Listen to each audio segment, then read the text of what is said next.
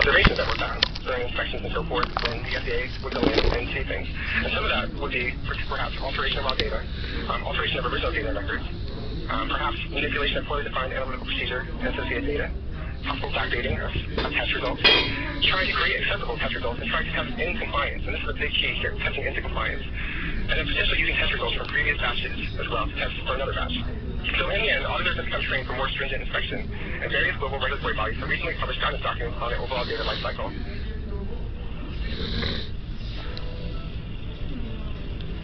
So for data integrity, we're also looking at ALCOA, and this is what constitutes data integrity as well. ALCOA stands for attributable, legible, contemporaneous, original, and accurate. So if you look here, you'll see that we have ALCOA with each of these terms, and basically whether it's paper or electronic. And we'll get into this further into the presentation. We talk about JELPOT versus kinetic testing and that sort of thing. But you can see, JELPOT relies heavily on a paper-based method, versus kinetic testing is very heavily relied upon electronically. And you do have a bit of a hybrid system working with the kinetic test as well, where you will have printouts which are paper.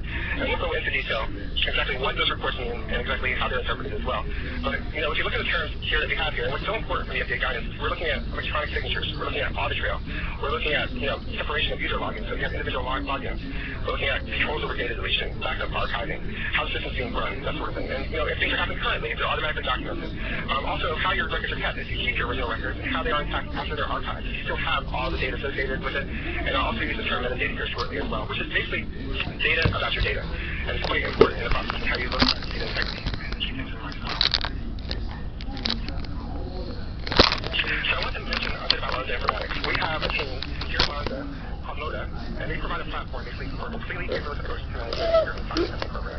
They provide extended tests, direct electronic data capture of endotoxin results, and a full electronic record associated with endotoxin results. And as you see here, we have the pillars set up, and we have a written foundation. And as we build our own software, we listen to the customer, actually. And that's, I think, how we've done so well with our software to date, is that we've listened and we've taken stride everything from the guidances that have been put out and incorporated that into our software. So the pillars that we have are all holding up data integrity. We have regulatory compliance. We have our corporate mantra. We have the CFR 21 Part 11 compliance. And then we go into all the components of data integrity, and that includes audit trails. And eventually, with the FMEA, the failure mode effect analysis. And we'll talk about that later as well as we get into the more advanced topics of data integrity and what we can offer to our clientele. So that's the first part of our webinar. The second part is an introduction to kinetic testing. And I'll go through this as well with you. Yeah. So how is endotoxin testing effective, and really what is the endotoxin test for those who are not familiar with it? So the endotoxin test is a critical test for potential contamination of injectable drugs and medical devices. It's a mandatory release test. It's a key part of regulatory requirements across the world. It shows control of processing solid data integrity measures as a better means of protecting patients. And this means that increasing final product release using JELPOT alone potentially may not be well suited to providing the necessary data for both manual data recording and lack of training information. And so I want to be clear on this part, because it may kind of come out and not make sense. What I'm talking about here is going from JELPOT to kinetic testing in respect for what is in endotoxin testing, how it's effective, is that you have more data associated with kinetic testing. So in essence, you have more control over what you have, and you can see things that are happening that may be trending out potentially over time.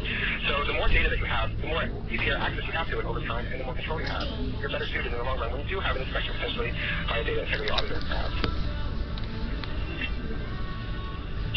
So again, it must be stressed that the JELPOT assay is perfectly acceptable as an end product release test and remains a mainstay compendial method. However, countries with developing pharmaceutical industries are concerned that frequently companies using the JELPOT rely on final product testing alone or very limited process controls. Other trends have built building quality into the manufacturing process with testing throughout the entire manufacturing process. And in a well-controlled process, the release test then becomes a confirmation of the final product quality and not an attempt to detect a contaminated batch with sampling that is not statistically valid. So again, it has to be stressed that this is a compendial method, that when there is a disagreement or if something is to be tested and the FDA steps in, that they always will refer to the JELPOT test to work over disputes that are occurring. So again, the benefits of quantitative methods for endotoxin testing. The combination of numerical electronic records, data, and trend analysis provide clear view of what's happening in the process. Regulatory agencies are actively looking at the degree of control that companies have over their manufacturing process. It's much easier to control and demonstrate control over potential contamination with endotoxin using quantitative methods. And using a fully defined endotoxin software package like WinSafetyCL version 5.3.2 will also take care of the question of data integrity. So equipment for quantitative assays, what are we using actually? We're using heat kinetic microfluidometer. We're using interference filters at 405 nanometer and 340 nanometer, and that would be for chromogenic would be 405, and turbidimetric would be 340 nanometer. So we're using fluorescence detection as well, and this is very useful as well. It's very similar to kinetic chromogenic assay in terms of resistance to interference, but it is also more reproducible due to the batch consistencies that come with the recombinant proteins. This is also particularly useful when there's potential glucan contamination as well. And I'd like to take a step back, actually, in essence, because I'd like to talk more about kinetic turb and chromogenic as well. The kinetic turb is also best suited for low-cost applications such as water testing, medical devices, and simple products, where our kinetic chromogenic is best suited for more complex products, biologicals, vaccines, blood products, and products exhibiting greater interference characteristics. You're also using a computer running Windows version 7 or higher. And then also you would need a software again, as was mentioned earlier, with JTCL 5.3.2 with solid compliance with the requirements of 21 CFR Part 11. So the next slide is what constitutes raw data. And this is a big question in the industry. So you have paper, which are your logbooks, worksheets, and printouts. You also have electronic records, which would need to include your metadata and data, audit trails, results, and system setting files. And so raw data, in terms of the way the guidance looks at it, is defined as original records and documentation retained in the format in which they were originally generated, paper or electronic, or as a true copy. Raw data must be contemporaneously and accurately recorded by permanent means. In the case of basic electronic equipment, which does not store electronic data or provide only a printed output, the printout constitutes the raw data. So metadata is data that describes or attributes of other data and provides context and meaning. Typically, these are data that describe the structure, data elements, interrelationships, and other characteristics of data. It also permits data to be attributable to an individual. So what's important about metadata, I can give you an example, actually, of metadata, is if you're running a kinetic assay and you log in, your user ID is already part of that metadata form. The equipment that you're using is also part of that metadata form.